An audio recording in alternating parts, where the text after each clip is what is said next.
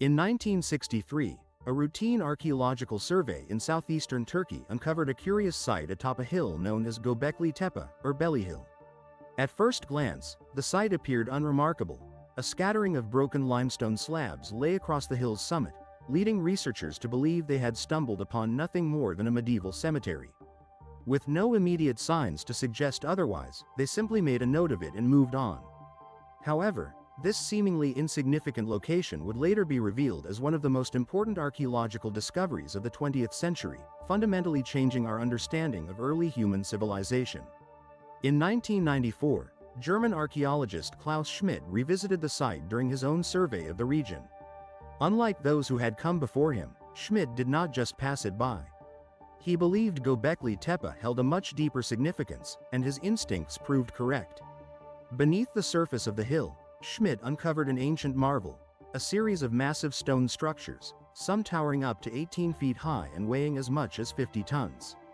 These stones, arranged in circular formations, were intricately carved with depictions of animals, humanoid figures, and abstract symbols. As excavation progressed, something even more astonishing became clear. The site was incredibly ancient, far older than previously thought.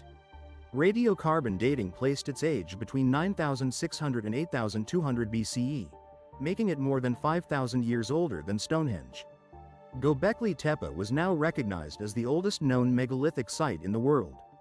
This revelation raised a compelling question: who could have built such a monumental structure over 11,000 years ago, during a time when humanity was still believed to be in the midst of a hunter-gatherer existence? How did they manage to move these massive stones and carve them with such skill in an age long before writing or advanced tools existed? These mysteries only deepened as further studies of Göbekli revealed evidence of a permanent settlement around the site. This discovery suggested that the builders of Göbekli Tepe were not nomadic hunter-gatherers but members of a more advanced and organized society. One far older than any previously recorded. The implications of Göbekli's discovery didn't just challenge traditional timelines of human development, they also posed profound questions about the site's purpose. Why would such a massive and intricate structure be constructed so long ago? What motivated these ancient people to invest so much labor and effort into building it? As archaeologists and scholars continued to debate these questions, one theory began to gain traction: that Göbekli Tepe may have served as one of the world's first religious centers. Perhaps it was even a place of worship for one of humanity's earliest organized belief systems. Schmidt himself described it as the first holy site constructed by humans, comparing it to a cathedral standing atop a hill. Others speculated that Göbekli Tepe may have functioned as an astronomical observatory, aligned with the stars and built to track celestial events such as the movement of the constellation Sirius. If true, this would mean the builders had a surprisingly advanced knowledge of astronomy far earlier than previously believed. Both theories carried exciting implications for how we understand early human culture and spiritual life. But in 2017, a new and even more groundbreaking theory surfaced, one that had the potential to rewrite history altogether.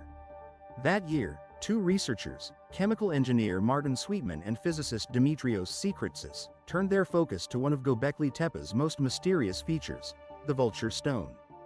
This intricately carved pillar, adorned with depictions of animals and abstract symbols, had long puzzled experts. Yet Sweetman and Tsirkritsis believed the vulture stone was not merely decorative, but instead encoded a hidden message.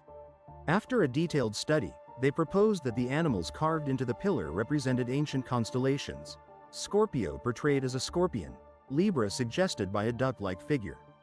At the center of the imagery was a circular form, which the researchers interpreted as the sun. In their view, the vulture stone was more than just ancient artwork, it was a time capsule. They argued that it recorded the alignment of constellations at a precise moment in history, offering a date stamp for a pivotal event in humanity's past. But what event was so momentous that it deserved to be immortalized in stone? The answer, according to their interpretation, lay in another section of the carving: a set of square shapes at the top of the pillar, accompanied by descending lines. Sweetman and Tsirkritsis proposed these symbols represented fragments of a comet falling to Earth, while the headless human figure in the lower corner symbolized the catastrophic consequences of the impact. In their influential paper published in Mediterranean Archaeology and Archaeometry, the researchers put forward a striking hypothesis: the vulture stone recorded a cataclysm, the Younger Dryas impact. The Younger Dryas was a sudden period of global cooling lasting from around 12,900 to 11,600 years ago, during which the planet underwent extreme climate shifts. Geological data shows this era was marked by super tsunamis, widespread flooding, intense wildfires, and mass extinctions. But what had triggered this global disaster remained uncertain. One of the leading theories suggested that a comet impact caused the Younger Dryas by vaporizing massive ice sheets over North America, sending Earth into environmental chaos. If proven true, the implications of this idea would be astonishing. It would not only mean that a sophisticated civilization existed over 12,000 years ago, but also that they had the scientific awareness and capability to document astronomical phenomena with remarkable precision. This raises an array of compelling questions. Who were the builders of Göbekli Tepe? How did they acquire such advanced knowledge? And why have they remained absent from historical records for so long?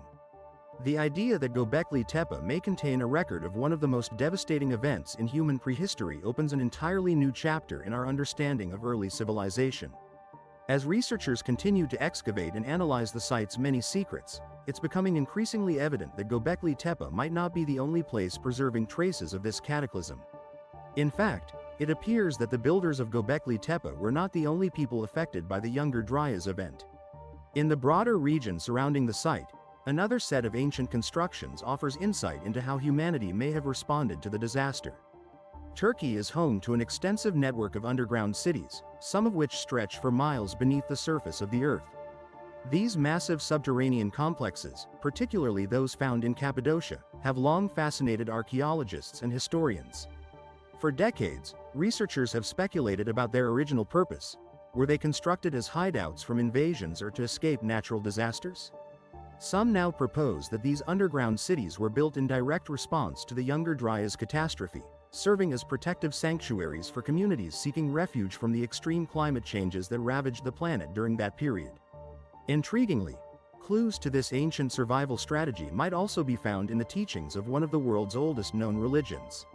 Zoroastrianism, which is believed to have originated in what is now modern-day Iran, a country that shares a border with Turkey, may preserve ancient memories of the Younger Dryas in its sacred texts.